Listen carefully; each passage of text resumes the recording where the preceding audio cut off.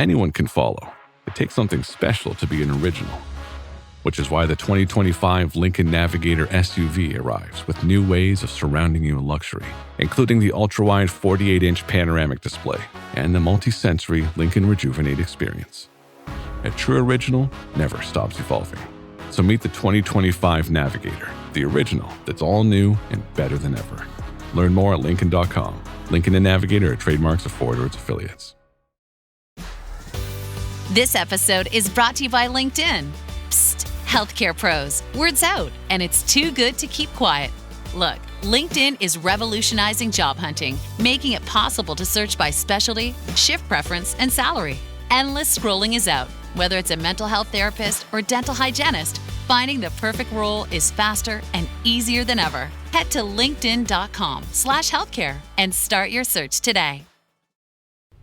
Two little mice fell in a bucket of cream. The first mouse quickly gave up and drowned.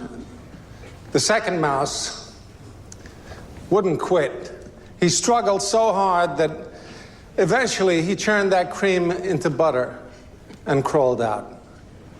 Gentlemen, as of this moment, I am that second mouse. Hey, what's up? Welcome back to Drummers on Drumming, powered by Big Fat Snare Drum. You nailed it. How does that quote make you feel? It feels iconic to me, but only because I've heard you do it so many times. No, not the intro. Oh. The Christopher Walken bit. Oh. Kind of the same exact answer, because I've said it 3 million times on this tour so far. But what is it about? Well, it's a good story, you know. It's supposed to be an inspiring quote about the second mouse. Second mouse crawling his way out, and then his wife's like, someone goes, he turned that cream right into butter. And he just crawls right out easily. He's the second mouse. Which mouse do you relate to most? I relate to the second mouse. Really? Yes. I want to say the second one, obviously, but sometimes I feel like I'd be that first mouse. Don't we all sometimes feel like that first mouse? So we are back with Chance Famagetti. Nice. I honestly had, and this is, I'm being sincere here, I had a lot of people reach out after last week's episode, and I've shown Chance most of these, and people love you, dude. Yeah, honestly, Ben showed me all messages from people who said nice things, and it made me feel really good. Because I thought, I was just dicking around on my buddy's podcast, Yeah, we were in Canada when you showed me some of those. Mm-hmm. Wow, I just did more uhs than normal. Did you? Are you nervous? I am. I'm always nervous before these things. Really? Oh, are you kidding me, dude? Like, imagine you having to talk to people you admire every week. Most of the time, I don't. For Big Fat 5 especially, I don't know the people. Yeah. So I'm logging on and having a recorded chat with Zach Danziger. Yeah. Like one of the greats. Yeah. I'm surprised sometimes listening back, I sound more coherent than I feel in the moment. I feel like I'm fucking up every interview. Yeah. Almost every time. Yeah, that's probably why I'm not more confident. It's because I have to listen to an edit of myself talking to someone that I admire every week. It'll bring you right back down. You're probably like over analytical of your own voice because you're editing your speech pattern. You're hearing your own speech pattern over and over and over again. And then you're probably like, I hate this about the way that I pause and the way that I say these filler words. Mm-hmm.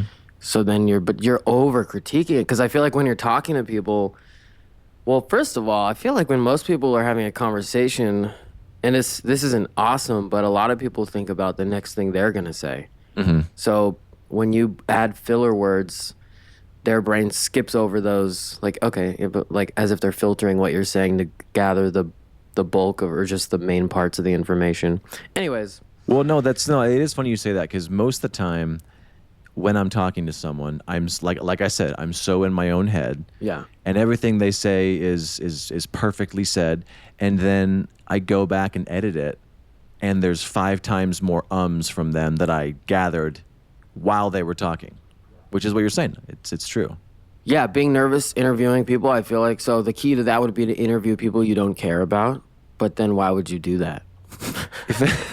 Well, and that's why we're here. No, I mean, full disclosure, there's been drummers that I don't necessarily musically get with, you know? I just know they're like skillfully and technique-wise and impact-wise on drumming at large. I'll be excited to interview them, but musically, I mean, I think people can tell.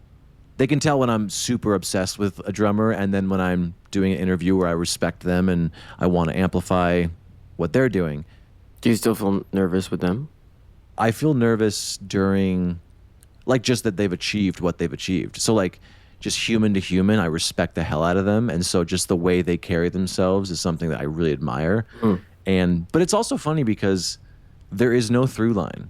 And I've said this on the podcast before, but you'd think, okay, to get to this level of success, skill-wise or business-wise, aka career-wise, you have to be this kind of person.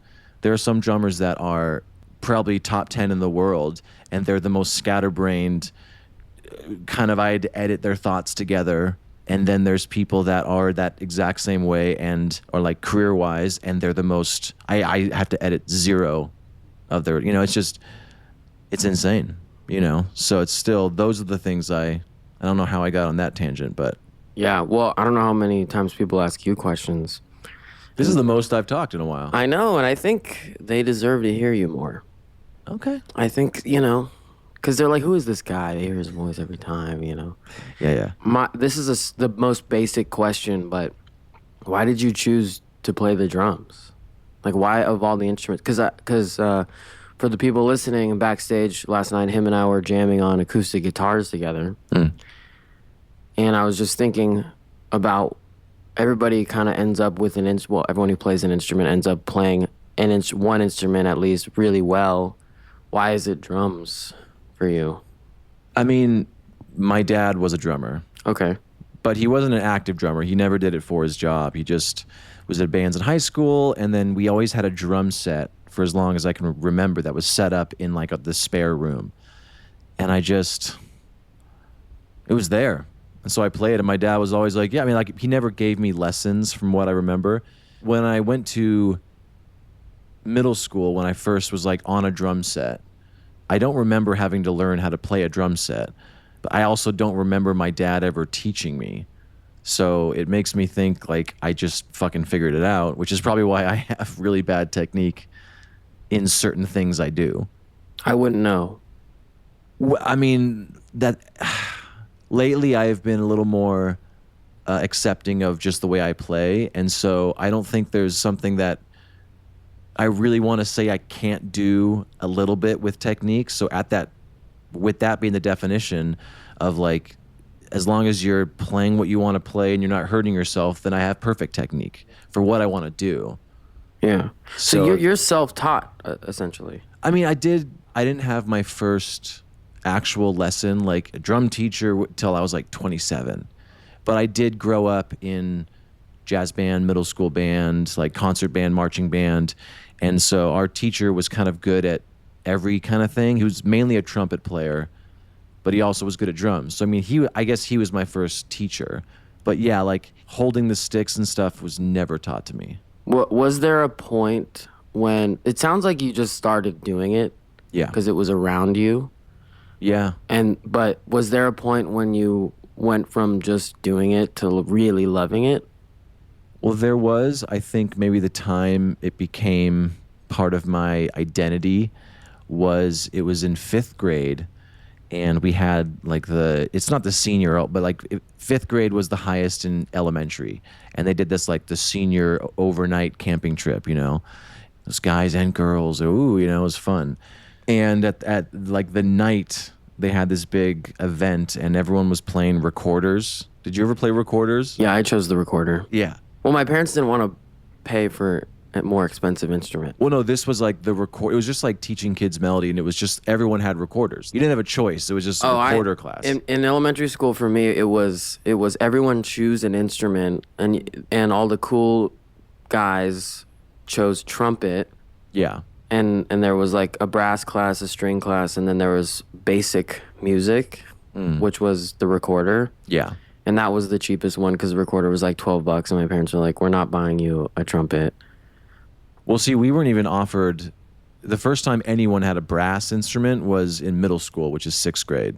That's when concert bands started. But anyway, so it was we stayed for one night, and at night we had this event where we were playing I think we were playing the recorders for the other kids that weren't in recording class. And during recording class, I was able to play bongos because they're like, oh, Ben's a drummer. And weirdly enough, Alan Stone, who is Yeah, I know who that is. Yeah. So he graduated with me. I'm not sure if people know this. I grew up in a tiny little town it's called Chewelah, Washington, and my graduating class, Alan Stone, an amazing singer, amazing person, songwriter, was in my graduating class of 90 people. And during this particular performance, if I'm remembering correctly, me and Alan had this because he's also a drummer. He's he can do anything. We had a bongo duel, solo thing we did He's together. your age. He literally graduated with me. And I remember that was the first time that I'm something. I'm a drummer. That's fucking awesome. Yeah, that's cool. That's sick. Yeah. And then... So you identified as a drummer in that moment. And so you felt you had an identity as if I figured out this is who I am. Yeah. And at that age, figuring out your identity is huge. It's everything. And then going into middle school, so I remember we did the talent show, and I did a drum solo on the drum set in front of the whole school, because they had the one you did during school hours, and they had the nighttime talent show. It was the same show. You just did the same thing twice. And I remember during the day, I did a drum solo, and then I helped one of the cool kids. He wanted to sing "Smooth" by Santana, and he wanted me to play Rob drums Thomas. along. Yeah, he wanted me to play drums along with him, and so I did a drum solo, and then I played drums to that. And so the next day it was Ben's the drummer. That was really my identity. Yeah. And then I just, I was playing football, and then I decided not to, because during basketball and football games, when basically the whole town was there, I was able to play pep band and play the drum set. And right. In the basketball stadium or the gymnasium, they had this riser for the drums. So I was literally the coolest guy in school. When weirdly enough, I was not the coolest guy. It's kind of No, it's a cool feeling. It is cool, but it was interesting that I felt so much different as drummer man than as just Ben in science class. Yeah. It's the alter ego. It's the Superman versus Clark Kent thing in a way. It's everything at that age too, because you just want to feel seen and liked by people. Yeah. But so my next question for you, because most hired musicians like us have solo artist projects, and I know that you don't. You're not a singer. You're not a guy who right? Unless you do you write songs and stuff? I do, not as me being the singer, but just like I sing with Nicky Orr, I'm not a good singer, but I can get a melody across to the person in the band that can sing, And honestly, it's been so cool on this bus that our guitarist, Maddie, and our photographer, digital guy, Bowen, they're really into house music and producing, and they bought they bought CDJs for the bus to fuck around with, but and it's cool because we just decide on the vibe, and we're like, oh, it's more of a mellow night, and they'll just DJ in real time, and they just love it. And so there is a lot of creation on the bus right now, which is really cool to be around. It has inspired me to, just watching them mess around on Logic in the back lounge, and him doing that, I'm like, oh, I would have done that first, or whatever. I'm like, oh, dude, I do enjoy doing it, and I have knowledge in it. Why not just... I don't know. I don't know where we are in the story of me playing drums, but at some point in my life, I felt so guilty not working on something that was moving the needle forward that it made me almost unable to do something like what I'm talking about just for the fun of the game. Yeah. Well, the reason I asked about that was I think it's rare that I keep coming across hired musicians that also have a side solo project, and they're like, what's your dream job? If all your dreams came true, what would be the end goal? Normally it's for my solo artist project to pop off, because that's what it is for me. And I do this because I have a blast and it pays my bills. And because I know that you don't have Ben Hilsinger, the singer side project. My question for you is, if all your dreams came true, what are you doing?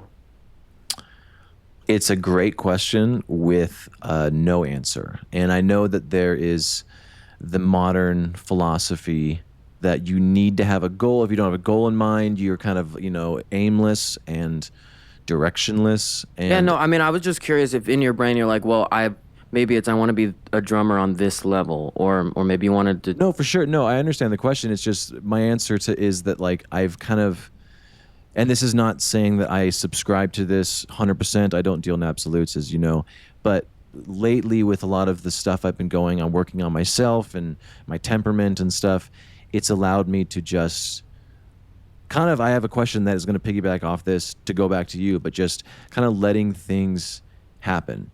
Mm-hmm. Almost every single time something rad in my life has actually happened that has, shifted drastically the course of my life has not been something that I've manifested specifically. And I do believe you can do that, but I don't know what that answer is. I mean, the obvious one, I guess, if someone had a gun in my head and I had to choose one, it would be I magically get a part of a project that artistically just clicks with me, and I'm like, oh my God, every time you have a song idea, I have an idea of my own that is unique, and it's just we're on that wavelength, and then that band gets to some success and it becomes sustainable, and then I can still play with other people. I guess that's the goal. Well, I'm not. Yeah, you don't have to have one. I was just curious if you saw.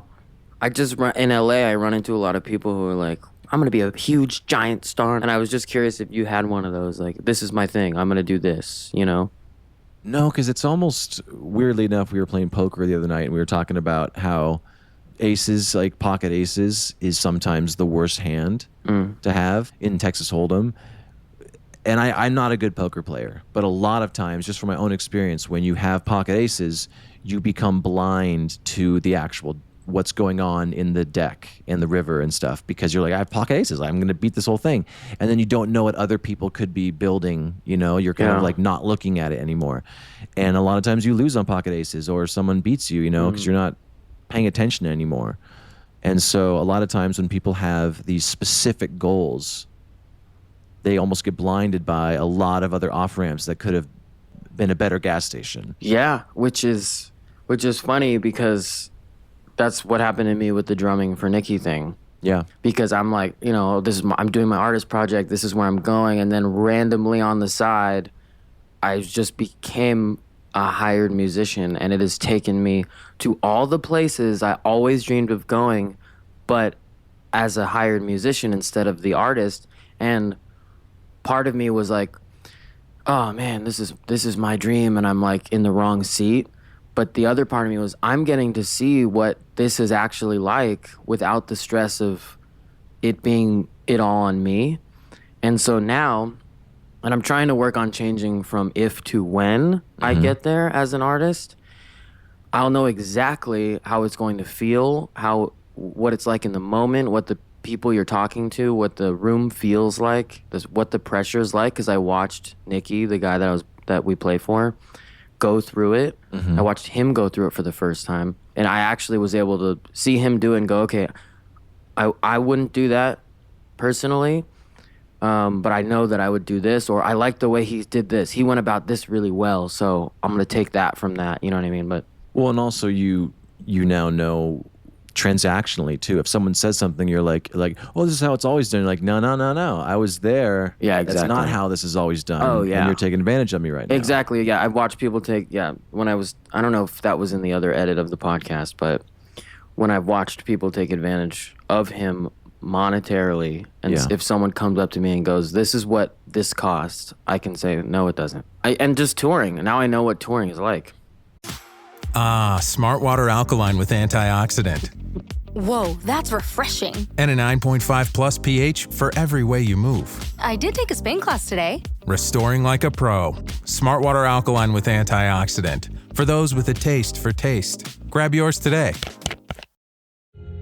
This episode is brought to you by Netflix. New players, new games, new rules. Squid Game, The Challenge returns for a gripping second season. 456 contestants from all walks of life, competing in the ultimate test of strategy, alliances, and endurance. For a life-changing prize of $4.56 million. With stakes this high, why make friends when you can make millions? Watch Squid Game The Challenge Season 2, only on Netflix November 4th. I'll ask this. At the end of the day, if you just zoom out, because that's what I try and do lately, is just like take the specifics out of the situation and be like, this is the actual situation. It's going to be okay. Yeah. Like, you're able to do your art and you get to travel all over the world.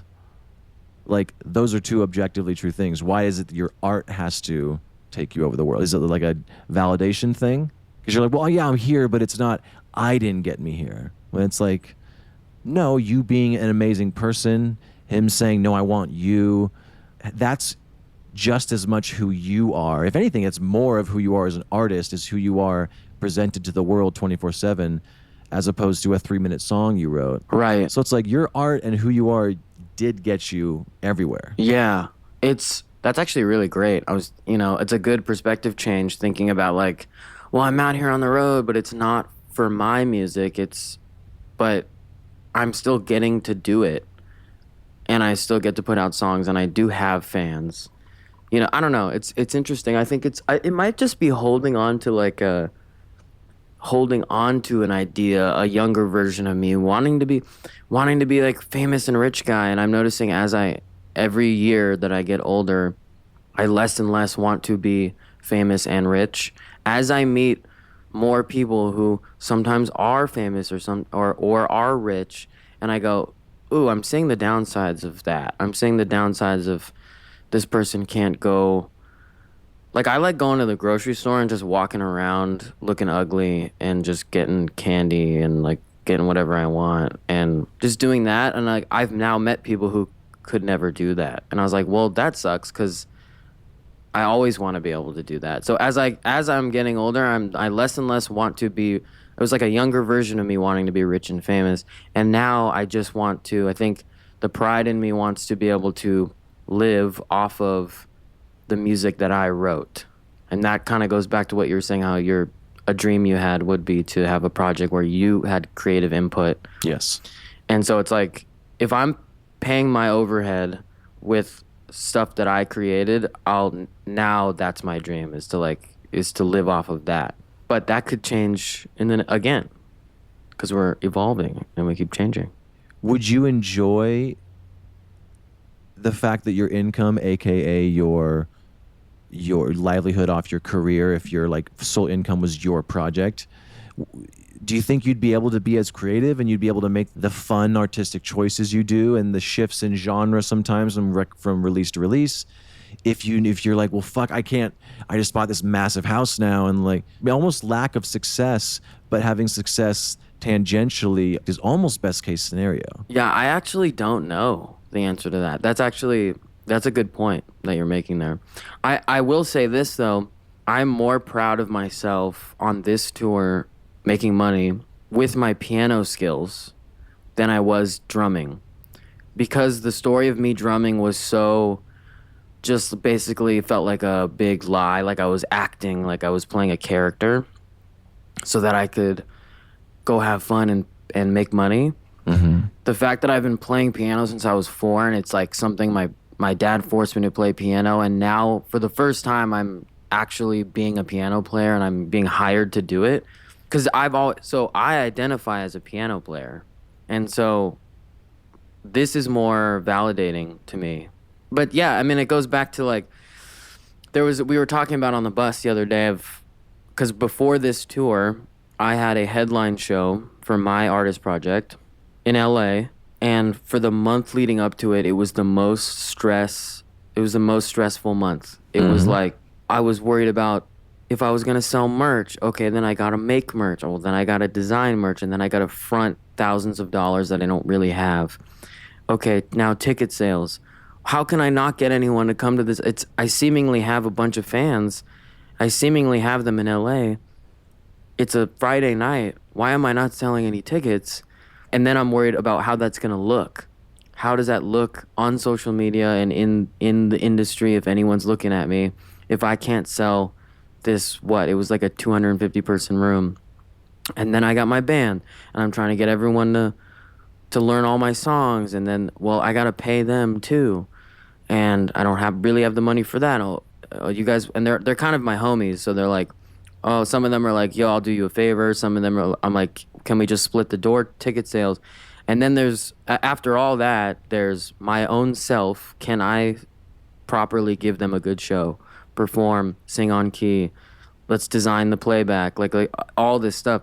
I was so stressed leading up to that show. Literally the day of the show, I was actually thinking, I cannot wait until this is done so that I can go on the Nicki tour and just be a hired pianist and just go dick around on the piano, which is so easy to me, and just have fun and not have to worry about that. Because now we're on this tour and we're on stage for 30 minutes, technically at work, and it's so fun. And then when we're not there, it's just hanging out. We're just hanging out. Like today, we're just doing nothing. Like we're in Lincoln, Nebraska. It's just there's no stress versus being the artist, because the artist is worrying about a million other things. Let alone, so we're playing for the opener on this tour.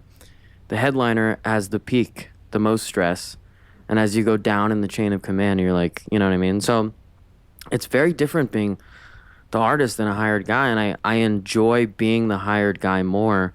But I will say being the artist is more fulfilling to myself. Does that make sense? Yeah, I mean, I don't know if I ever put out an artist project where I'm singing, it would be under a pseudonym and I wouldn't tell anyone, so that I would have zero reason to not get as cringe, like potentially cringe as I can, and just lean into it. Well, this segues into the other thing we're going to talk about. Because today, because we also talked about this at this bar. For the listeners at home or in the car, Ben and I have been hanging out a lot.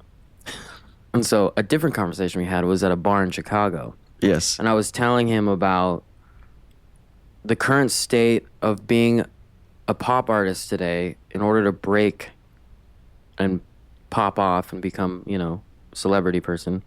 Well, just to interrupt, sorry, and I apologize, but I do want to give shout out to Nicky Yor. His album just came out. It's called What's the Big Deal? And we were talking about in context of Nicky promoting his record and just how difficult it is now. But promoting Nicky, anyways, go ahead. Oh, well, I mean, Nicky ties into this too. The point is, we got onto this subject because Nicky has a massive song called Sunroof that was the #1 Billboard hit song. And everyone knows the song or has heard it without even knowing they've heard it, maybe even. It plays in Walmarts and whatever, right? But no one knows who sang the song. Everyone knows the song, but the person who sang it didn't blow up. So what ended up happening was he had all this success, but he did not become a celebrity. And so that affects ticket sales. Like when you go on like a headline tour and you'd think someone with that big of a song would be slamming rooms full of people. But today, what success is it's more similar to like influencers, the influencer scape of social media, where fans and people in the world care about the person more than the music. And so in order to become a big famous person today and to break as an artist, you have to get people to care about you. And then whatever you make, they'll just like it. Like, there's plenty of, like, not that great music that blows up on TikTok, but people care about the persona. So it's almost like the way you break nowadays is to become an influencer and get people to really like your person, your persona online and who you are, and be authentic. And then you put out music, and then they'll stream it, and then they'll come to your show, and you could sell a tissue, and they'll buy it because they like you. Because before all this, it was like, you remember when it was like people would make songs and then the band persona would be a mystery. You never knew what their speaking voice sounded like. The photos would be blurry, or they'd be in black and white. It'd be so mysterious. And if you saw them in person, it'd be like, that's what they're like? and that was cool. And that's, I still The think, Gorillas. yeah. Oh, well, yeah. That's, or do you know the band The Neighborhood? Yes. I mean, that was my like high school. I liked them in high school. I only saw photos of them in black and white looking so cool. And then I remember I eventually met them and they were even cooler in person, but it was like such a treat. But now, today, you got to make videos of you talking on TikTok. You have to, your persona, who you are comes first, and then the music is after. And it's strange. I don't know if it's better or worse. I mean, it's just is what it is. It's the time. Mm-hmm. But it is interesting. And so you can't just make, it sucks. You can't just make good songs now. You have to also be a marketing person. You have a unique perspective because you brought it up on the last episode. You were on Benson Boone's tour. Yeah. So you probably saw even like a microcosm of his rise. Did you see how much work he put into being an influencer during that time? Yeah. Or is it kind of automated at that point? No. Well, okay, so he's a lot younger than me. Well, let's see. I think he's 5 years younger than me. Okay. So he kind of grew up he had TikTok quicker than I did and got it quicker than I did, I would say. But he had a schedule after he played shows. He'd go right to his phone and he was scheduling his TikToks. He knew how to write captions for it. But Was he doing it all himself at that point? Yeah. When we toured with him, he was obviously big enough to headline a tour, 1,500 cap rooms sold out. Mm-hmm. But he wasn't nearly as big as he is currently. Sure. But he was working social media like it was his full-time job, as he should, and I respect that because that's how you do it right now. Mm-hmm. And he was good at it. Well, he is good at it. It came to him really easy. And then I remember we were working on a TikTok for Nikki, and Nikki came up with the caption, like, here's what this song sounds like. It was a video of us playing live to probably 2,500 people. And Benson goes, no, give me that phone. And he changes the caption to 5,000 people, which is a lie. But for the sake of a caption on TikTok where you have a split second to get their attention, it worked. So it's like, he's smart like that. Mm-hmm. How do you feel about that? If you were the artist, Yeah. it was Free Arlo, Yeah. and he said, just change it to 5,000. I would say, fuck yeah, let's do it. Like, Really? Okay. Yeah, because it's not true, but it's like, I've seen so many lies on TikTok, what people get to like make stuff go. TikTok feels like an unfair game. When you're the artist and you're making hundreds and hundreds of videos that make you feel like so stupid because like I just want to make songs. I just want to make songs and I just want people to hear them and I want people to like them. The fact that you also have to trick people into listening to them, you have to be a salesperson. Mm-hmm. On top of it, you have to be your own marketing team. Because it feels like an unfair game, if you have any sort of leg up or advantage, if you come up with some sort of idea that like this might make it work better, it's just like, fuck it, let's do it. Let's just try it because you're going to post another one tomorrow. You know what I mean? Yeah. And it's cringy and it sucks. I hate making a song that I like really love and I feel really connected to, and then I have to go on TikTok and make some caption like, my ex did blah, blah, blah, blah, blah. And I'm like, I'm really not that. I'm not petty like that. But the people who the algorithm is going to send it to more people because it's juicy gossip and we're humans and we like gossip. So if you add some almost clickbait thing on it. If you have to get to the point where you can travel the world with your artistry, but you have to be so disingenuous with your captions to get there. Yeah. Why not just, travel the world with me and as a hired gun? Because obviously I'm going to suggest you to every person I know who's looking for a keyboardist and I'm playing with them.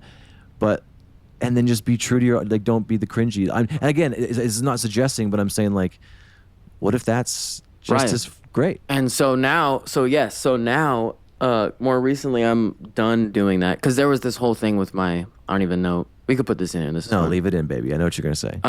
My ex and I, she's an artist too, and she wrote a diss track.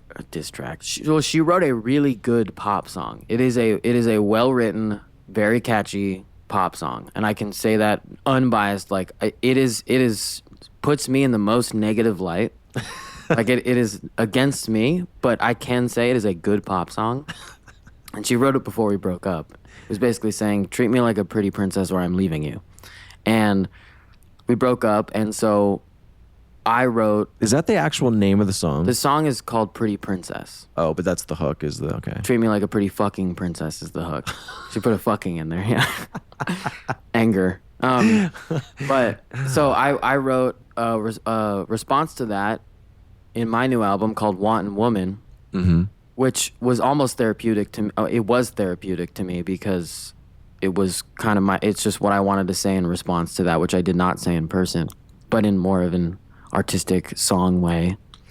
And as far as promoting it on social media, I can't, I'm like, well, there's a version of this where I go, here's my new song. And then there's a version where I go, my ex wrote a diss track about me, here's my response. Isn't the second one way more engaging? Sure. So I do that. Then she responds with, my ex thinks this is a diss track.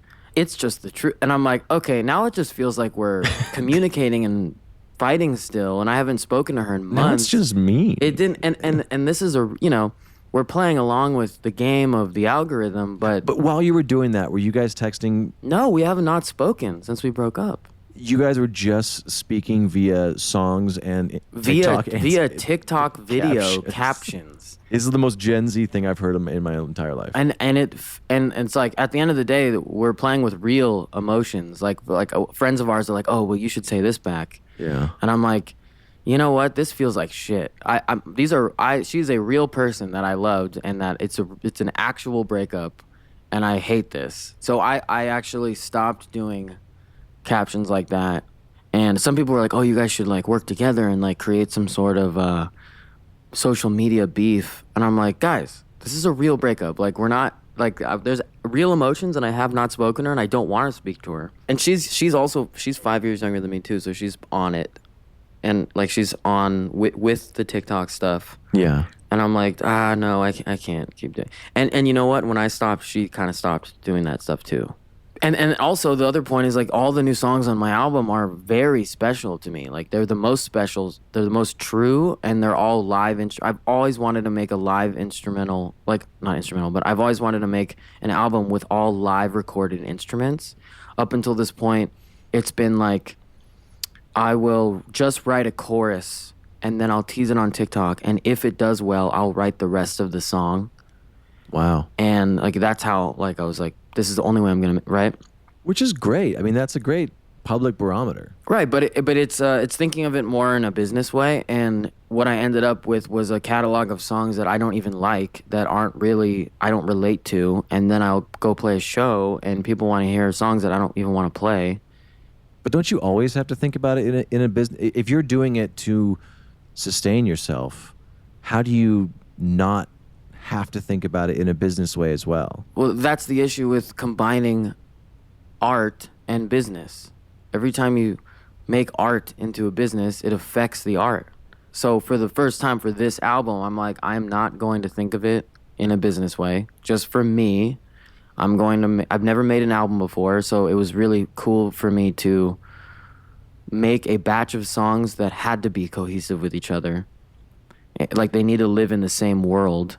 Versus, I'm gonna make a single, doesn't need to sound like anything else. That was the parameters you gave yourself. Yeah, so it was. I actually enjoyed this process more because I gave myself parameters. It was this batch of songs need to live in the same world, and my other rule I gave myself was they all need to be true. So everything in my album is true. It's not. I'm not like embellishing untrue things. Like this is actually what happened. I'm just really proud of the body of work, and that I made that, and my goal going into it wasn't for it to blow up. But the funny thing, and this often happens, when you make something for yourself that you're really proud of, that tends to resonate more with people than when you're just trying to get something, you're trying to make a hit song. You asked me about this the other night. You asked me, how often do I look at the audience Yes. when we're playing? Mm-hmm. And I did not know your answer. I thought you were going to be like, you look at them all the time, whatever. And my honest answer was, I think last night I looked at the audience 3 times during the set, and that was the most I had looked at them. And I have no idea why But for some, maybe it's because I have really bad vision and I can't see without my glasses, and I don't wear glasses on stage. So I can really only see the 3 faces that are right in front of me in the very front. But anything past them, they look like, you ever play like Wii Sports games? Yeah. And like the crowd in Wii Sports, they're just like skin color circles is their faces. They don't actually have like faces. Yeah. That's what people look like to me when I'm on stage. What about me across from you on stage? You also don't have any facial expression. So when I'm trying to like mess around with you on stage, you're just you're like a dog. You're just like, I'm stoked you're interacting with me, but I got nothing. I see your hair flipping around and I see your beard, and then above your beard is just skin color. But I do know when you're smiling because the shape of your beard changes. But other than that, like if you were to like mouth something to me, which I do a lot, and then you just stare at me. I think it's fun. Because I cannot make out what you're saying. That changes our relationship, actually, looking back. It sucks because you're only like 10 feet away from me, but I cannot. And I don't want to wear my glasses on stage, and I don't have contacts. Anyways, the question you asked me is how, and for some reason, I don't know why I'm not looking at the crowd. Maybe because I'm facing you and I'm not facing the crowd. Mm-hmm. But I'd like to think it's because looking at us in the band and having fun with each other is all I need, or I'm so invested in the songs. But like the other night when I looked at the crowd, I was like, you know what it is? I looked at the crowd last night 3 times and I got nothing from them. And I got everything from us. I'm looking obviously at my fingers playing the piano, and I'm looking at us. That is a great point. I always told myself my eyes are closed 90% of the time. I would say maybe they're not. It's just most of where I'm looking is on stage. Yeah. Let's see. I look for Maddie to get back in my own world. Like he reminds me to like just get back in my own world. Joey reminds me, he just makes me smile when he looks at me. Oh, dude, Joey makes me laugh so much on stage that I actually have a hard time singing because I'm laughing, which is... What's he doing? We just look at each other and he smiles at me and I start cracking up and we are laughing about nothing. Like we're smiling and laughing about, like nothing happened, but it's just the fact that he's smiling at me. It is just so funny to me. I know that that's a positive thing because I know that people are watching us and they're having so much fun. We're not forcingly trying to look like we're having fun. I'm genuinely having fun, but I don't know why. Like Joey makes me laugh when we're on stage. Like it's just, I think it's like we're doing the thing that we love, and Joey has the sweetest little face, and he just looks at me, and it's so cute. But it's also like, and I'm playing an instrument, and people are watching us. There's also like the thing I was talking about last night, where it almost feels like we are in a fishbowl, or like we're a TV show, and we're being watched. And when I look at an audience member and we make eye contact, they freak out. Well, you got to finish the metaphor. What was funny last night is you're like, what if one of the fish just turned and looked at you? Yeah, I was like, what if you're at an aquarium and you're looking at all these fish and then one of the fish just looked right at you in the eye? You'd be like, whoa, what the fuck? You know what I mean? Or it's like if you're watching a TV show and your favorite character breaks the fourth wall and looks right at you and goes, hey, Ben. You go, what the fuck? You think you're like in your pajamas watching them and they just talk, that you can see me right now? And that's kind of how they react. Like you look at one of them and they always freak out and they look away because they're looking at a picture, and then one of the characters looks right at you and then they realize, oh my God, those are real people. I'm not watching like... Yeah. When I'm on stage, for some reason, I don't do it as much when I'm in the studio. Well, because I'm focused on the recording, but I do it when I'm practicing. But it's either practicing or when I'm on stage, I really just let my body move the way it wants to. Like sometimes I'll do this like weird, like contortionist, like thing when I'm on my ride, and I do it because it's like that's what my body wants to do at that moment, and I feel I get a certain response from the drums when I do this. But it's a very vulnerable, intimate thing I'm doing because I'm in my own head and letting my body move. So when I'm very intimate with myself, that's the wording I chose, and then I see someone while I'm in that state, because that's how I feel like I express myself live the best. And I see someone and they look at me. It's this weird intimacy that you get with them that you just, it's, and I don't know this person, but they're looking at me in that state and I avert my eyes because it's very uncomfortable, which is why am I on stage? Yeah, no, I'll put this into words that you may not want to say, but I'll just straight up say it because I'm able to see you. Okay. When you play the drums, it's such a sexy thing. You get so into it, with your hair's flipping, right? Mm-hmm. You look like you're having sex. And so when you make eye contact with someone, my guess would be either you're turning them on or you're making them uncomfortable. You're There's no, it's one or the other. Because I'll look at someone while I'm playing and I can make a goofy face or I can do different, but for you, because you get so into it, the style that you play, your hair's flipping, your body's moving, it is a sensual thing watching you play. So if you were to be doing that and lock eyes with someone, they're either turned on or they're like, oh my God, I feel like I'm having sex with again. You know what I mean? Yeah. And that's probably why you feel, oh no. I feel it. Because then you look at them, you're like, no, not with you. No, Just me and my drums, not you. Why are you here? Yeah. It's so uncomfortable. But you shouldn't feel uncomfortable. Even when I'm playing, like, no, I guess not. I guess if I was like doing like a bar thing and it was kind of like, because I've done that before in LA where it's like a little trio thing and a smaller gig. I can look at someone and I'm like, hey, what's up? Hey, we're all doing, hey, nice beer, whatever. Nice beer? Yeah, dude. They're like, I'm turned on and uncomfortable now. No, you're complimenting the guy's drink. Visually, I'm just going, nice beer. Miller? Yeah. I think it's mostly when I'm doing, like, when I'm really getting into it. I don't think you should feel uncomfortable, though, because they are, again, like I said, it's like they're watching something and they feel like you can't see them. Mm-hmm. Like they're watching you, and if you look at them, and if they feel weird about it, then whatever. But I don't enjoy it. I'm not going to do it more because I'm like, oh, I want to do it, but I can't. I don't want to do it. Okay. I'm not Mr. Eye Contact. Yeah, you're not Mr. Eye Contact. And, I'm just, you like to look at the crowd. You want to see what they're doing. You want to see if they're having a good time or not. As a drummer, it's almost like peripherally, I want to see that they're like moving. I'm going to say right now, if you're in the front row at any show you ever go to and you're not fucking getting into it, it actually does affect us. I don't like on you. Stage. There's been times where I'm playing, I'm not feeling bad, but I'm looking for a little energy. I will say most of the time I'm seeing people not move and I look at them and they look nervous because I'm looking at them. So it's not on them at all. Or they're uncomfortable because I'm looking at them. Sure, yeah, because you do that to people. And I'm like, that's not what I need. And I'm like, fuck. Like, I'm like, it's like I'm looking, give me something. But sometimes, like, the other night, there was this probably like middle-aged man in the middle of the crowd. He was taller than the rest of them. And he was staring at me the whole time. And he was just bobbing his head super hard at me specifically. Hell yeah. And I'm like, this guy's getting me going right now. I was like, I don't know this guy. And he's just some dude.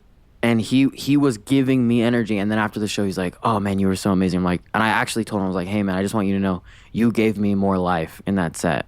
And then before, like the show before that, I was searching for that in the crowd. I couldn't find it. And then there was this little kid. I think it was just like a little kid up in the balcony, jumping up and down, waving their arms, like a tiny little kid. And I was like, fuck yeah, that kid loves this song. I love this song too then. You know what I mean? Like, it was just, you just need something. And I know Nicky needs that too. And when the crowd's given, all he's doing is looking at the crowd.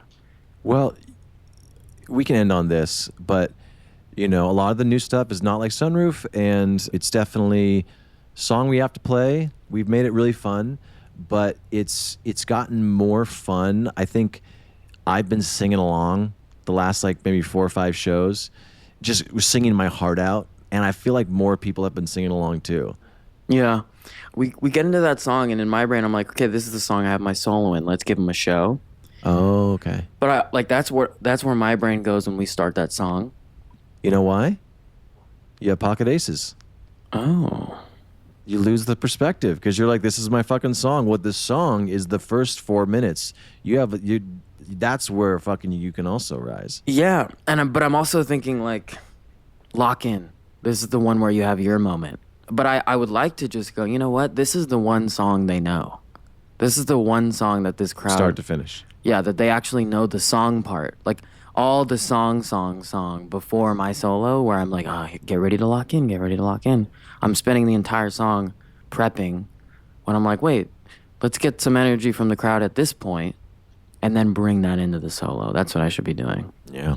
Yeah, drumming, it's lately, especially with Nikki, it's been so different than what I do with Cannons and Eve 6. The technical parts of the set are not pushing me every night, but it's pushing me more than I ever have to play like this style. So it's actually just as hard as anything else I'm doing. Yeah. It's been really fun. Yeah. It's been so fun for me. Nikki's new album that we learned for this set is actually altered my style of playing a little bit, and I've brought that into when I'm not playing with him. Mm-hmm. So it's actually been pretty cool. I brought this new style of playing into my new album. Yes. Do you want to talk about it? Yeah, I mean, I'll just do a little plug. Yeah, please do. So my artist project is called Free Arlo. Mm-hmm. And I have a single coming out when we get back from tour. I think on the 14th, the 14th of November, I have a single coming out. And then on January 2nd, I have my first ever album coming out, and it's all live instruments. And it was recorded in LA, and I'm just super proud of it. So if you guys want to go to my Spotify, Free Arlo. Yeah, you can pre-save the album. This little cute little mouse. Two mice. Oh wait, I do want to say one thing. I do want to say one more story. Okay. Yes. Okay, so there was a night when I finished my solo. I did the solo, and then they were clapping, big cheer. I stood up, and then Nikki was like, "Give it up for him. Did you guys like that?" And they're clapping, and then Ben, in his mic that is going out to because we all have live mics, Ben goes, "Say something, Chance." And I didn't know what to say, so I just got nervous, and I was like, something. I said the word something, and the crowd was silent. If anything, that was what cut off the clapter at the end of your solo. And then Nikki goes, "They didn't like that." And then I was like, what the fuck? I was like, oh my God. Why would you say they didn't like? And then they were silent after he said they didn't like that. They didn't even like the joke about how much you bombed. Yeah. And then he goes, all right, so this next song. And so now I'm thinking what I want to do if that happens again. If you say something, Chance, I would take my mic out of the mic stand up and go, "Two little mice fell into a bucket of cream," and then finish the whole thing and go, "As of right now, I am that second mouse." And I honestly think they would cheer for that. Do you think you can stay in character and not get so nervous? Oh, no. I can lock in. I will do it. I just don't know if Nikki's going to cut me off.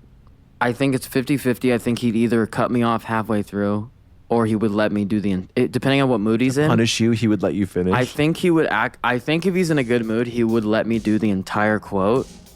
But I also think only some of the crowd would get the reference from Catch Me If You Can. But I think no matter what, it would be worth it. And if someone got a video of that, that would do well on TikTok. And that is the episode. You say something, Chance? Two little mice did a podcast.